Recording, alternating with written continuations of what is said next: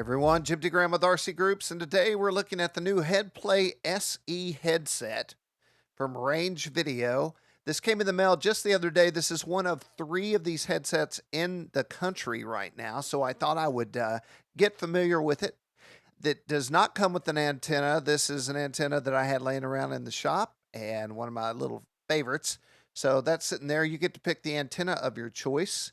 It's in Kawasaki green, and it looks a lot like the version 1. It just has some extras that make this a little bit better unit, especially if it's your first FPV unit. So here's the box, and let's look at some specs real quick. It does come with the DVR to record your flights.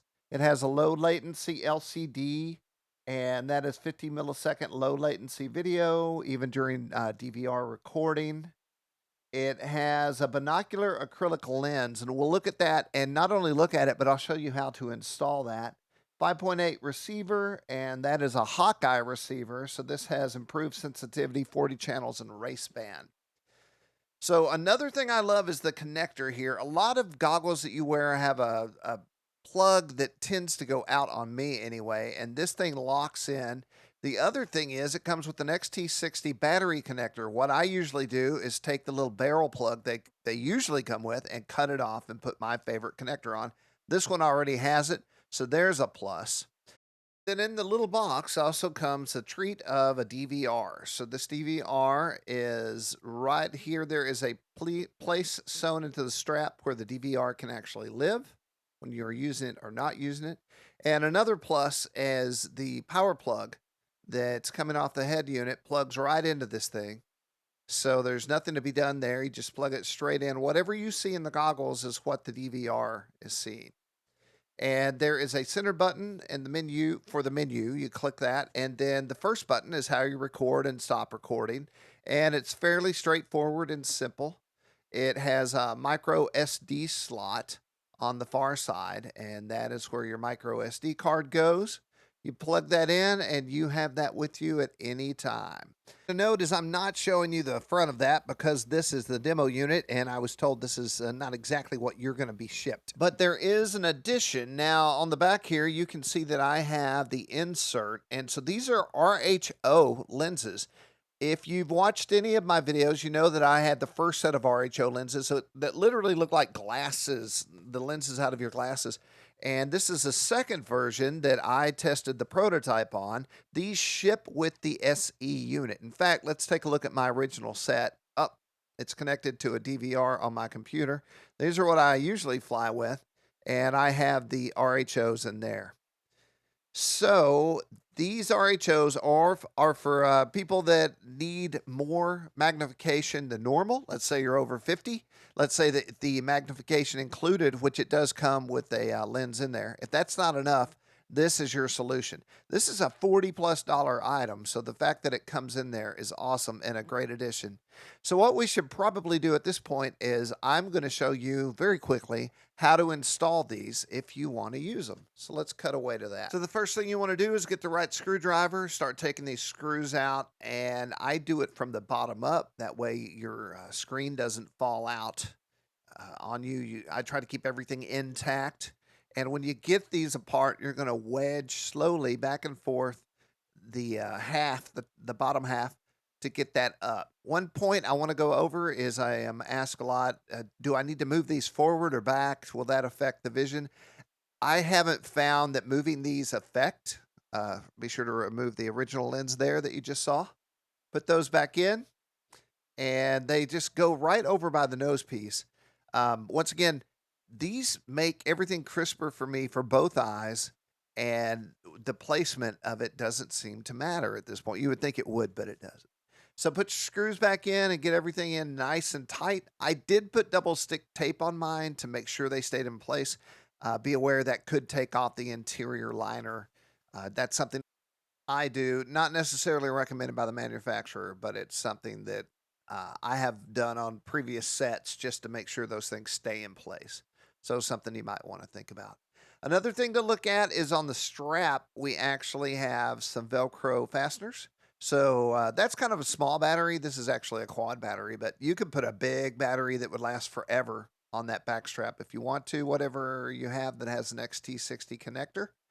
And I like my straps to be tight enough to be able to push these back on my head and stay up and not like sliding down into my eyes. So we have everything on, everything's hot. The only thing left to do is to plug this unit in and see if she works. That is your on and off right there, your plug. And here we are, we're looking at the receiver. So this is giving us channel information. It's flashing back and forth where we're at. The one thing this has, which is awesome, is a channel scanner. So if you want to activate that, all you have to do is hold down that main button for 5 seconds. So let's take a look in here and see if we're on a channel. We are not. And there you can see a little magnification. So what we're going to do is we're going to hold this button down for 5 seconds, and then you're going to see it's going to start to flash. So the flashing has occurred. It is now cruising the channels, looking for the active channel coming off my screen, and it found it pretty quickly. So there we go. So you're looking at AV2. I'm going to move it around a little bit. You can see the record button down there, and it also shows you the mic and some other things. So AV2 tells you what's going on in the DVR. AV1 is a straight feed coming off of your video transmitter. So if you just want to fly, AV1 is good. If you want to record DVR, you can use AV2. There's an internal menu system on the goggles, which if you're a Headplay user, you're aware of that. If not, you can check out the owner's manual and just take a scroll through there. I'm running all stock settings on this thing via those buttons. There's also a menu system on the DVR. So if you want to access that, there is a middle button. I'm not showing this because this is not the actual production unit at this time. It'll look different. But you can access all the menu buttons or all the menus off the buttons on the DVR and make any changes in there that you would like or need to make, such as getting off of PAL or, whatever. So we've got 2 menus to deal with on this unit, and I have been through them back and forth. There's nothing crazy. So this is the unit. We have a single receiver. You know what? Let's take a look at the box and talk a little more about specs. And the reason we're referencing the box is there's no information on this yet. There may be by the time this video comes out.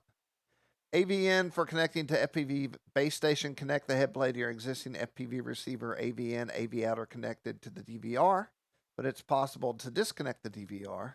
HDMI for HD FPV. So that plugs right in there. Once again, good for your Connex or your computer system if you're going to run real flight or something like that into the goggles, which you should try. It's pretty awesome.